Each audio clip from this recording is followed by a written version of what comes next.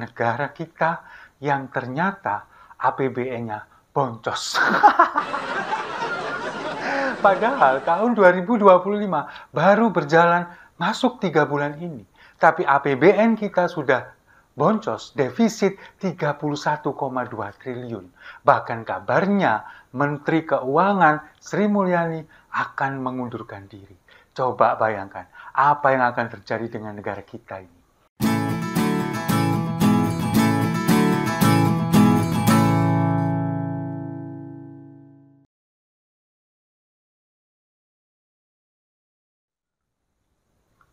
Salam damai untuk Indonesia, berjumpa lagi bersama saya, Papa Dimas.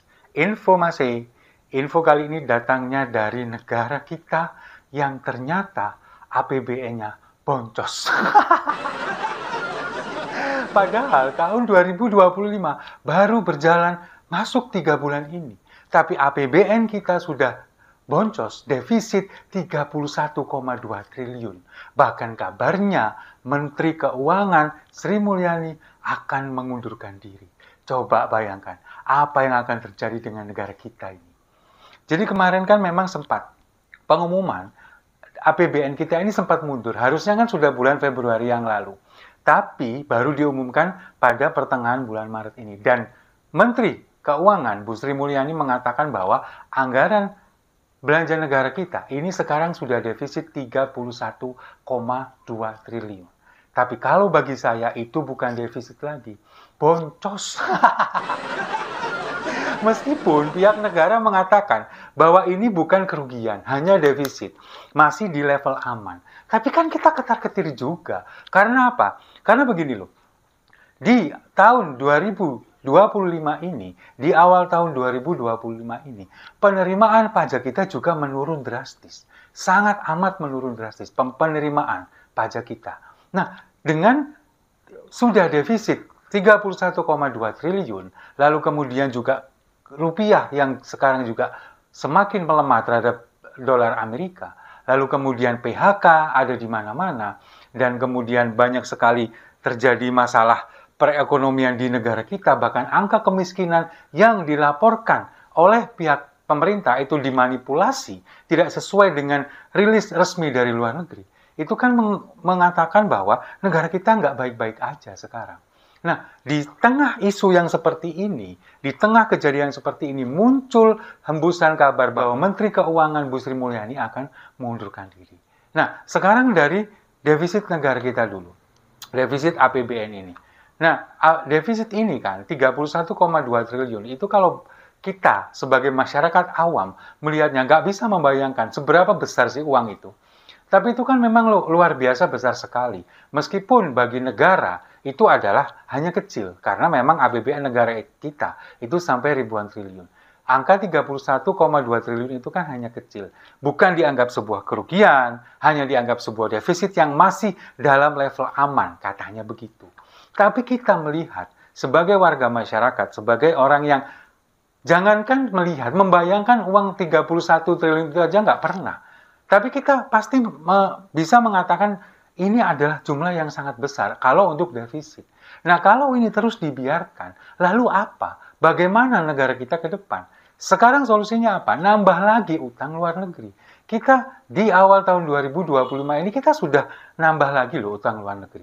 Dan utang luar negeri kita semakin menumpuk, semakin besar. Lalu nanti apa yang akan buat kita bayar ini apa? Kita bebankan semua ke anak cucu kita. Wow, luar biasa sekali. Nah, sekarang dengan kondisi yang seperti ini, pemerintah beberapa waktu yang lalu itu kemudian menyalahkan beban itu ada di pensiunan ASN, pensiunan TNI dan Polri.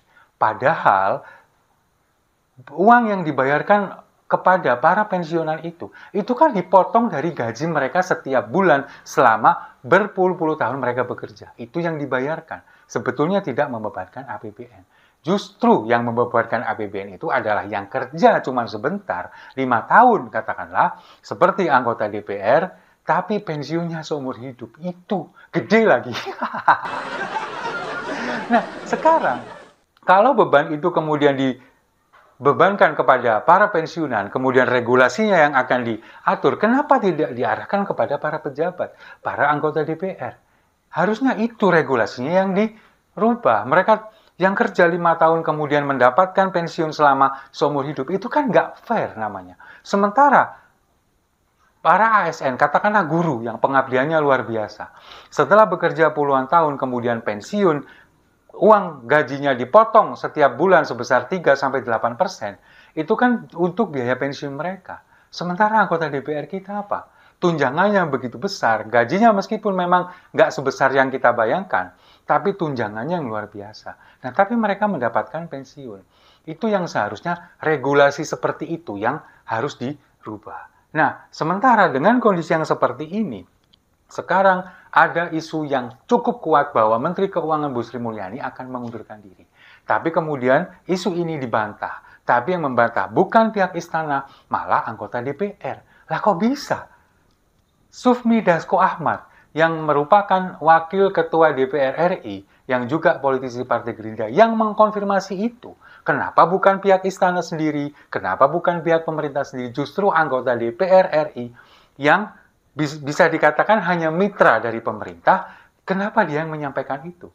Dasko kan mengatakan kemarin tidak benar kalau ada isu bahwa Ibu Sri Mulyani akan mengundurkan diri. Kemarin ketika bertemu dengan Presiden Prabowo, itu dia menyampaikan bahwa APBN kita demikian, lalu kemudian juga disampaikan bahwa ini sudah defisit 31,2 triliun, tapi hubungan mereka cukup baik-baik aja dan tidak ada pembicaraan tentang pengunduran diri.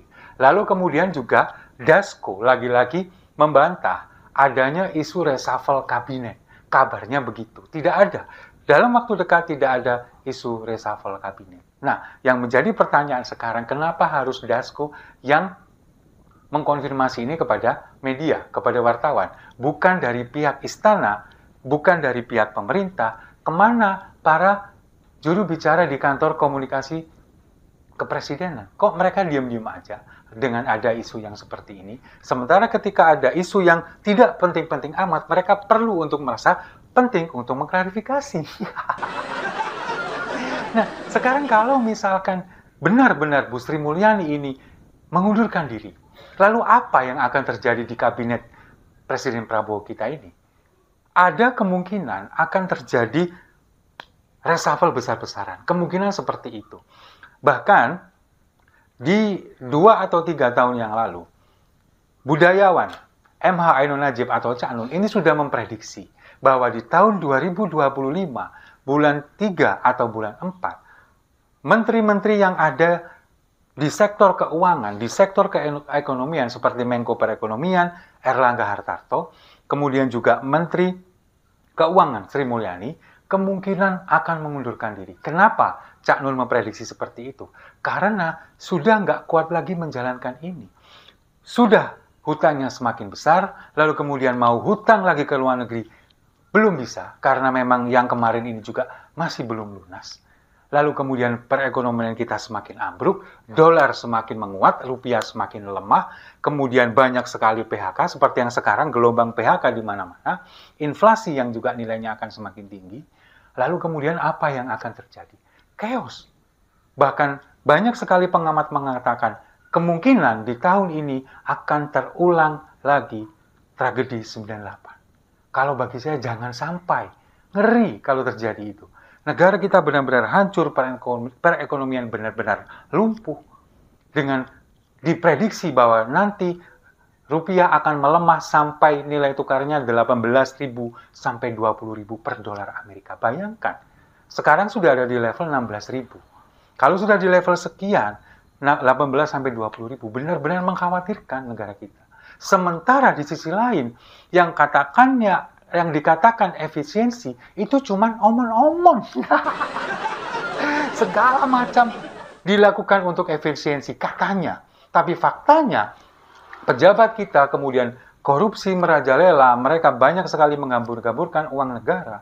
Lalu kemudian banyak sekali kegiatan-kegiatan yang dilakukan yang seharusnya itu bisa diefisienkan, tapi mereka menggambur-gamburkan uang. Sementara masyarakat kita, rakyat kita yang dicekek, rakyat kita yang dituntut untuk penghematan, untuk efisiensi. Mereka berpesta pora di atas. Bahkan korupsi sekarang semakin terbuka satu persatu di banyak sekali lembaga, gila-gilaan angkanya.